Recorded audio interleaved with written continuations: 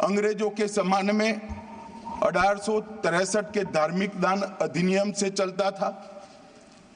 बाद में charitable properties act 1890 से चला। उसके बाद 1913 में मुसलमान वक्फ वैलिडेटिंग एक्ट अस्तित्व में आया। तब तक ये सारी प्रक्रियाएं चैरिटेबल एक्ट के तहत चलती थी। मान्यवर आजादी के बाद वही एक्ट को 1954 में वक्फ के केंद्रीकरण के लिए बदला गया।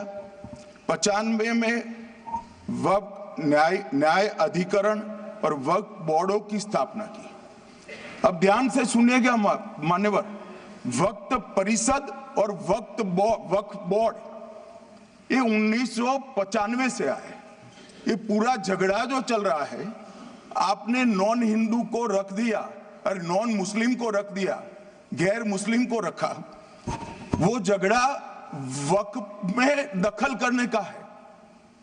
पहले तो वक्फ में कोई गैर इस्लामिक सदस्य आएगा ही नहीं, ये स्पष्टता समझ लीजिए। ना मुतवल्ली गैर इस्लामिक होगा, ना वाकिफ गैर इस्लामी होगा। मान्यवर, वहां कोई प्रोविजन नहीं है।